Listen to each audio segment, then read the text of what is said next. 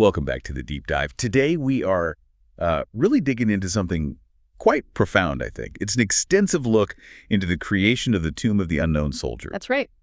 And this wasn't just, building a monument. It was about a nation grappling, trying to heal this massive collective psychological wound after World War I. Absolutely. That's the core of what we're looking at. Our sources take us right into how this landmark came to be, looking at, well, the military procedures, the precedents in Europe, and just the overwhelming grief that made it feel so necessary. We're tracing how America tried to create a physical focus point for a loss that was just crushing and totally intangible. And to really get why this was so needed, we have to start with the scale of that trauma. Yep. WWI. It was just a complete turning point in history, wasn't it? Oh, fundamentally, yeah. It was the first real war of industrial tech. You had heavy artillery, machine guns, poison gas, all working together to create destruction on a scale that was, frankly, horrifying and totally new. It just changed how people even thought about death in war. Completely. For the American Expeditionary Force, the AEF, they were only in major combat for about, 200 days? But the casualties... Unbelievable. Just horrific. Over 320,000 casualties in that short time. And that includes 53,402 combat deaths.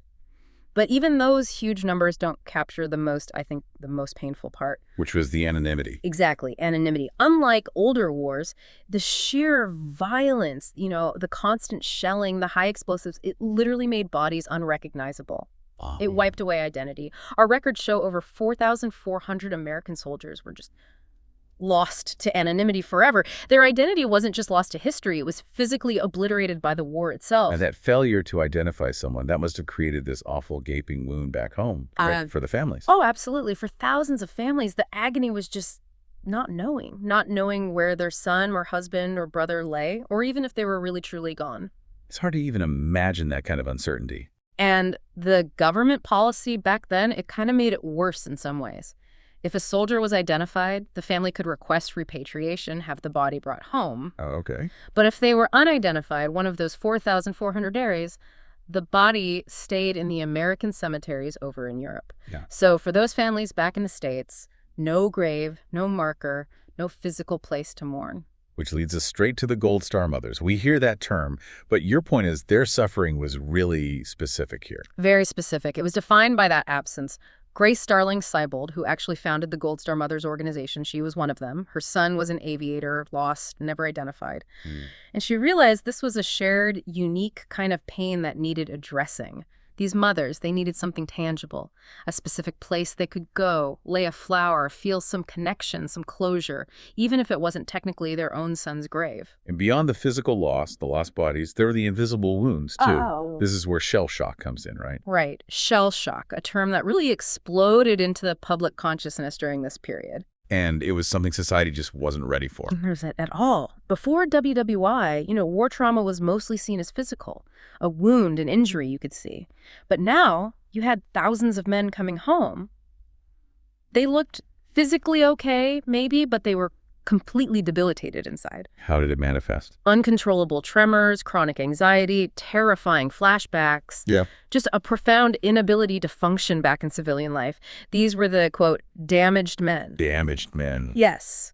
And their suffering was often just brushed aside. The common advice was, pull yourself together, get on with it, be a man, that kind of thing. So a total denial of the psychological reality. Total denial. And it led to just generations of hidden pain. It came out tragically, high rates of alcoholism, deep isolation, and eventually suicide. The nation was burdened, I think, by knowing they'd send off whole men and gotten back shattered ones, some psychologically broken, others whose bodies were literally gone. So the creation of the tomb, then, it wasn't just a nice gesture. It feels like it was a necessary response, almost a governmental and cultural imperative. I think that's right. To give people a visible, tangible place to mourn this grief that was both physical, the anonymous dead, and psychological. This trauma that just couldn't be ignored anymore. A surrogate grave, a collective point of closure. It really had to be done. The psychological toll of the war was just demanding some kind of visible reckoning. And the tomb was the solution that the political and military leaders grabbed onto. Okay, let's unpack this next part then. Okay. Because the American idea, this decision to build this shrine, It didn't just pop out of nowhere, did it? Not at all, no. It really started as this huge commemorative wave in Europe. Countries that had suffered longer, lost more. They were already grappling with this. So Europe provided the model. Absolutely. The precedents set in Great Britain and France, especially in 1920, they basically laid out the emotional roadmap. They showed how powerful this concept was, how universally it resonated. So let's take the British one first. The unknown warrior. The idea apparently came from a chaplain in the field back in 1916. Yeah, Reverend David Railton. He saw this single temporary grave near Armentières in France, and the marker just said simply, an unknown British soldier. Just that, wow. And that simple phrase, that lonely grave, became the seed for this massive state ceremony 4 years later. Armistice Day, November 11th, 1920. They selected the unknown warrior. How did they choose? It was random. They exhumed 4 unidentified bodies from the big, really bloody battlefields. Yeah. The Somme, Aisne, Arras, Ypres, and one was chosen from those 4. And the ceremony itself sounds like it was transformative for Britain. Oh, hugely. The coffin made from oak from Hampton Court Palace, incredibly symbolic, was brought across the channel on a destroyer, HMS Verdun, again, the name. Heavy symbolism. Right. And he was interred in Westminster Abbey, you know, the place where kings and queens and national heroes are buried. And the king himself was there. King George V was the chief mourner. Think about that. The head of state mourning the lowest-ranking, most anonymous soldier in the congregation. Almost entirely bereaved mothers and widows. So it flipped the script on commemoration. Not generals, but the common soldier. Exactly. It elevated the ordinary citizen soldier to the absolute highest national status. Oh, yeah. And the public reaction, it was pure catharsis. Sources say over 1 million people filed past that grave in the following days and weeks. They found a place in that one stone to grieve for everyone who didn't come back. And France was doing something similar around the same time. Dealing with, what, 1.4 million dead? An almost unimaginable number. Yes, France was holding its own solemn ritual. They were looking for their own national symbol of sacrifice. But their selection process was different, wasn't it? Not random. Quite different, yeah. November 10th, 1920, they arranged 8 coffins of unidentified French soldiers, the poilus in the citadel at Verdun, itself a huge symbol of French resistance. And who made the choice? They gave the responsibility to a young veteran, Augustin. His own father had died in the war. Oh, wow. And then didn't just point randomly, he grounded it in personal memory. He chose the 6th casket. Why 6? He said he added the digits of his old infantry regiment's number. 1 plus 3 plus 2 equals 6. That's incredibly poignant. It makes it less random, more like a deliberate act of personal remembrance. Exactly. It tied the chosen soldier directly to personal loss and military identity. And this French unknown soldier was laid to rest beneath the Arc de Triomphe. Which was originally about Napoleon's victories, right? Right. A monument to national glory. But now it was redefined. It became a monument to sacrifice, specifically the sacrifice of the common anonymous man. So these powerful examples weren't lost on American leaders. Not at all. Congressman Hamilton Fish Jr. from New York, he was a WWI veteran himself. He introduced legislation in December 1920. And what was his aim? He wanted to bring home a warrior who, as he put it, represents no section, creed, or race, and who typifies, moreover, the soul of America. Universal American soldier. Precisely. The legislation passed pretty quickly, March 4th, 1921. It was America acknowledging this massive shift in commemoration, realizing that honoring the collective anonymous sacrifice, that was the new necessary way to remember in this age of industrial slaughter. It was, a democratic form of remembrance. Okay, this is where, for me, it gets really fascinating. The operational details. Once the law passed, the Army Quartermaster Corps gets this mission. And it's like an investigation in reverse. That's a great way to put it, an inverse investigation. Absolutely critical concept here. They weren't trying to find an identity. They were trying to guarantee one could never be found. Exactly. The unit responsible was the Graves Registration Service, the GRS. Normally, their job is meticulous record-keeping, identification, preservation, details. Right. But for the unknown soldier, their orders were the complete opposite. Ensure absolute, permanent, untraceable anonymity. And they focused the search, right? Not just any unidentified boy. No, it was very specific. They had to select one unidentified soldier from 4 key AEF cemeteries in France: Aisne-Marne, Mézargonne, Somme, and Saint-Mihiel. These represented the major theaters where Americans fought and died in large numbers. And the standard for selection sounds incredibly strict. Immense. The GRS teams weren't just looking for bodies where, maybe the dog tag got lost. They needed remains where there was absolutely no indication as to name, rank, organization, or date of death. Nothing. So truly unknown. Truly unknown. Soldiers who were, as the records say, picked up in isolated spots, far from any unit marker, any clue, any documentation. It was a search for complete oblivion, in a way. But why go to such extreme lengths? Why this absolute, almost obsessive focus on permanent anonymity? Well, because the War Department, and likely the public too, had one massive fear. What was that? Later identification. If down the road someone managed to figure out who the unknown soldier actually was, the whole purpose of the memorial would just collapse. Ah, right. It wouldn't be a symbol for all the anonymous dead anymore. It would just be one specific soldier's grave. The sources are clear. This was a huge worry. The potential political and emotional fallout was unthinkable. And sadly, that fear turned out to be justified, didn't it? Decades later with the Vietnam unknown. Exactly. Forensic technology eventually allowed for the identification of the Vietnam unknown, Michael Blassie, and his crypt is now empty. The original planners in 1921 understood just how fragile that symbolic anonymity was. They really did. Which brings us to the final, almost chilling steps. The ritual of de-identification at the City Hall in Chalon-sur-Marne. Yes, the Hôtel de Ville. The 4 selected caskets arrived there on October 23, 1921. So what exactly happened in this final erasing act? It sounds so formal yet almost mystical. It was bureaucratic sanctification, you could say. In the early hours, Major Robert P. Harbold of the Quartermaster Corps oversaw the final confusion process. First step. He deliberately rearranged the caskets, put them onto different shipping cases than the ones they arrived in. Then French officials did another shuffle, just to be sure. So at that point, you couldn't even link a specific casket back to one of the 4 cemeteries it came from. Precisely. Any geographic link was broken. And then came the final decisive act. The paperwork, the burial forms, the ID tags, any logistical records tied to those 4 bodies.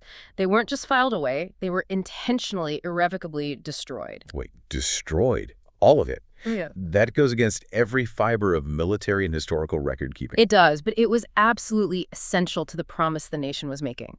By eliminating every last scrap of documentation, and they destroyed duplicate records in Paris and Washington too, they performed a total transformation. From individuals to symbols. Yes, they weren't just transporting bodies anymore. They were making 4 anonymous men into pure symbols, ready for one to be chosen.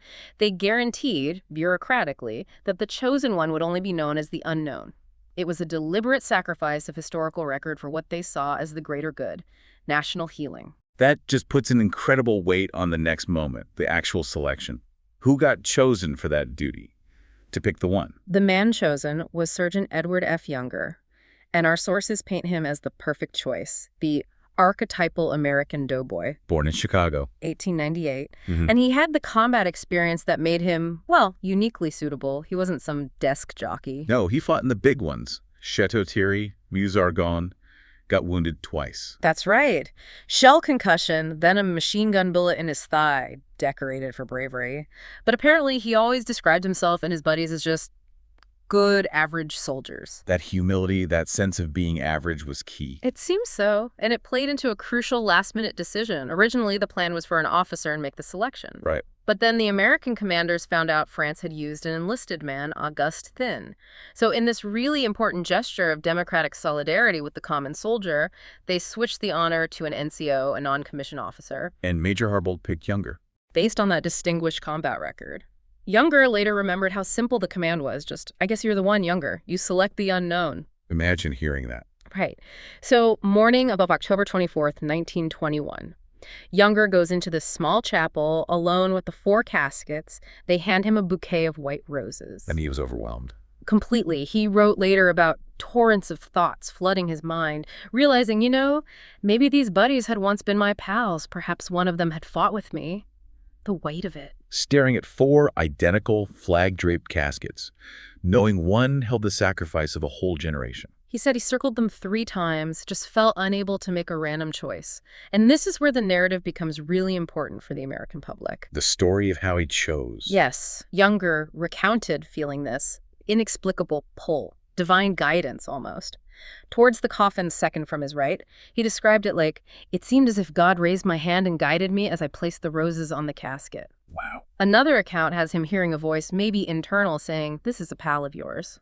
That element, that sense of it not being random but guided, maybe even divinely inspired, that was crucial, wasn't it? Oh, absolutely essential. It legitimized the whole process for the American people. It turned what was fundamentally a random bureaucratic step into this sacred, almost fated act of choosing. It gave everyone permission to mourn this specific casket as the symbol of all. And Younger himself, what happened to him? He went back home to Chicago, worked quietly as a post office foreman, lived a normal life. He actually visited the tomb in 1930, sponsored by the Washington Post. He died fairly young, 1942, only 44. And buried nearby. Yes, laid to rest in Arlington, not far from the soldier he chose. A quiet, poignant legacy, a permanent connection. Okay, so the soldier is chosen, sanctified through this really intimate ritual.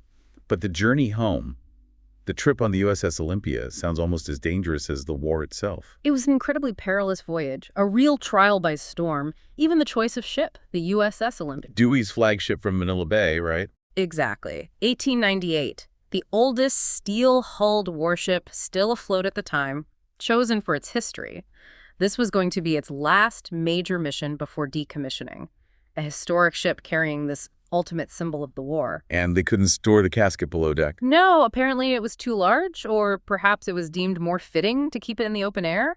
It was lashed securely onto the aft gun platform right on the stern, exposed. And that exposure became a problem very quickly. Immediately, the ship left Le Havre on October 25th, 1921, and this 15-day crossing sailed straight into the remnants of not one, but two powerful late-season hurricanes. 2 hurricanes. Yes. For 10 solid days, the old Olympia was just battered, waves 20, 30 feet high, constantly crashing over the decks. And the sources described the ship rolling dangerously. Terrifyingly. The Olympia, already perhaps a bit unstable with age, was recorded rolling to 39 degrees. 39 degrees. How close is that to disaster? Extremely close. Generally, around 49 degrees is considered the point of no return when a ship is likely to capsize. They are only 10 degrees away from losing everything: the ship, the crew, and the unknown soldier to the sea. Unbelievable. And what about the honor guard? The Marines assigned to watch the casket. The Marine detachment under Captain Graves B. Erskine, their dedication in that storm is legendary. 40 hand-picked Marines maintaining a continuous 24-hour watch. How do they manage in those conditions? With the ship pitching and rolling so violently, waves washing over the stern, they refused to leave their post. They literally lashed themselves to the deck fittings around the casket to maintain their vigil. Lash themselves to the deck. Yes. Through the worst of it, the situation got so bad, apparently, that the ship's chaplain held a special service praying for their survival. That storm-tossed journey. Such a powerful metaphor, isn't it? It really is, like a final, chaotic battle against nature itself, mirroring the chaos of the war. Getting through that storm, arriving safely, it felt like a hard-won victory, a symbolic rescue of the unknown, first from the anonymous grave and then from the oblivion of the sea. A truly triumphant arrival. And when the Olympia finally reached Washington, D.C., the nation was ready. It paused everything for this one anonymous soldier. 2 days of profound national focus and ritual. The ship docked at the Washington Navy Yard on November 9th, 1921. All the top brass were there, General Pershing, political leaders. And the honors started immediately. Right away. As the casket came ashore, it was piped ashore by a bosun. Now, that's an honor usually reserved only for a full admiral. So elevating him instantly. Instantly signaling the immense national status being given to this unknown common soldier. Then the procession to the Capitol, a spectacle of military order and national grief. Escorted by the 3rd Cavalry. Yeah. Under Major George S. Patton Jr., no less. That's right. And inside the Capitol Rotunda, the symbolism just intensified. They placed the casket on the catafalque originally built for Abraham Lincoln. Lincoln's catafalque? Yes. Directly linking the sacrifice of this WWI soldier to the foundational national tragedy of the Civil War and its greatest martyr, making him an equal symbol of American sacrifice and unity. And then the public viewing. Thousands of people. For 24 hours straight, the doors were open. Sources estimate around 90,000 Americans filed past in silence. Everyone from President Harding and Supreme Court justices down to ordinary citizens and, crucially, many Gold Star mothers. It was this huge collective act of national reverence. The public claiming of this soldier. Exactly. An active declaration. He belongs to all of us. And then came the final day, Armistice Day, November 11th.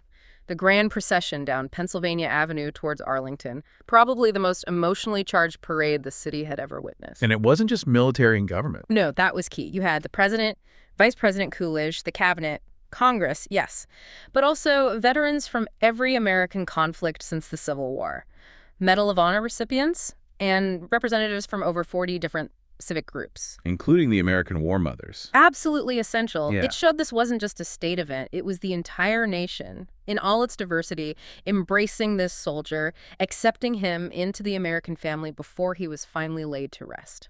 The final ceremony at the Memorial Amphitheater. President Harding's eulogy. You mentioned it was historic for two reasons. Yes. First, the content, obviously. But Wow. second, the technology used. Ah, right. This was new. Brand new, really. Harding's voice wasn't just heard by the thousands there. It was carried live via new telephone amplification technology, the huge crowds listening simultaneously in New York's Madison Square Garden and in San Francisco. So a truly national moment shared in real time across the continent. For the very first time, everyone hearing the same words, sharing the same moment of mourning and tribute together. And what was the core message of Harding's speech? He spoke directly to why they were there. Solace. He acknowledged the mystery. We know not whence he came, but emphasized the everlasting glory of an American dying for his country. And he spoke directly to the bereaved, recognizing that hundreds of mothers were finding a touch of solace in the possibility that the nation bows in grief over the body of one she bore. But he didn't shy away from the horror of the war itself. No, he was quite clear-eyed. He condemned modern industrial warfare as cruel, deliberate scientific destruction. And the speech ended with this powerful prayer for lasting peace, acknowledging the brutality that necessitated this sacrifice. After the eulogy came the honors. American medals first. Yes, Harding himself stepped forward and bestowed the Medal of Honor and the Distinguished Service Cross upon the casket. And then international honors. Right. Dignitaries from allied nations approached, one by one, presenting their country's highest awards for valor. The British Victoria Cross, the French Croix de Guerre, the Italian Gold Medal for bravery, many others. It signified he wasn't just an American soldier, but represented the collective Allied sacrifice. And then perhaps the most striking moment of tribute. Chief Plentycou.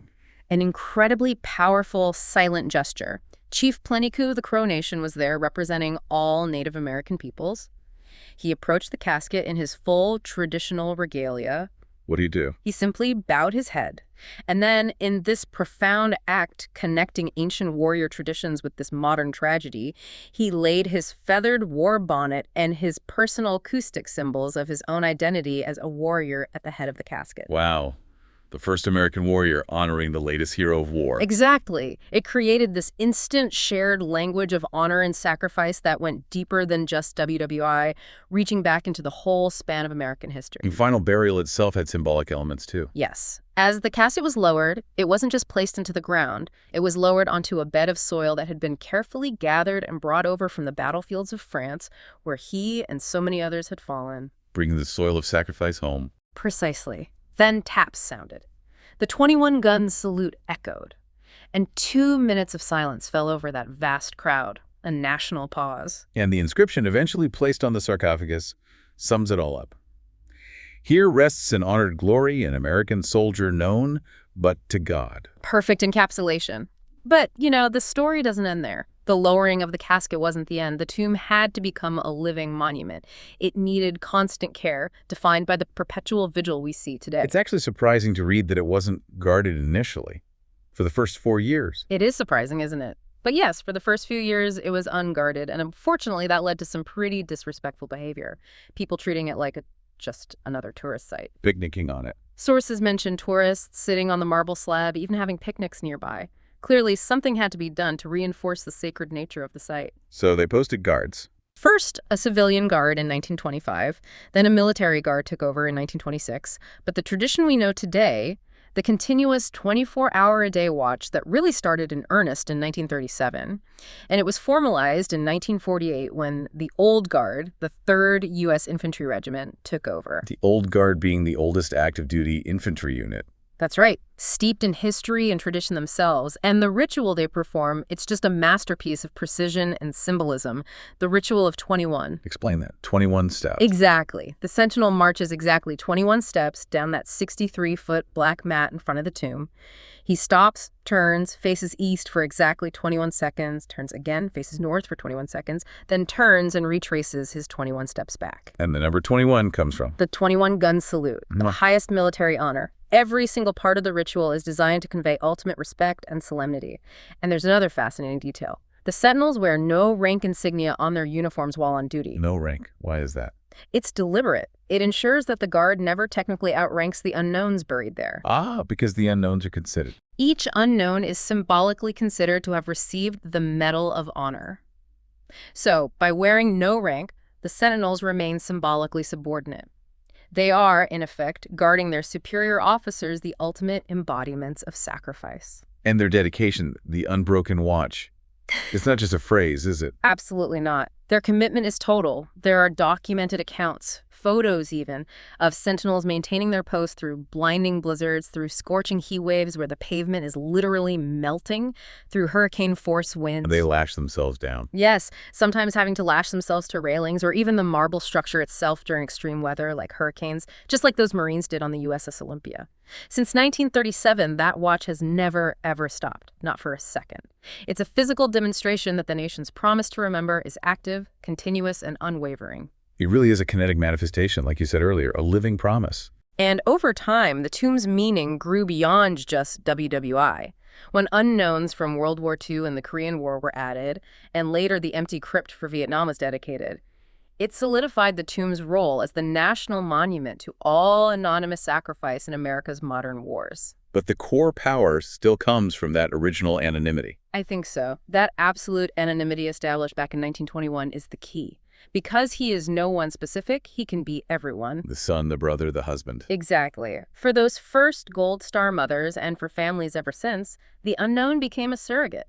A tangible guarantee that their loved one, wherever they might lie, was not forgotten, that the nation held them in the highest honor. And the sentinel's constant disciplined motion, it makes that honor visible. It turns an abstract idea like honored glory into something real, something you can see and feel. The whole tomb complex is really a testament to the idea that healing profound national grief takes more than just stone monuments. It takes shared, purposeful, sustained action, like that ceaseless watch. It's just incredible when you break down the sheer level of detail.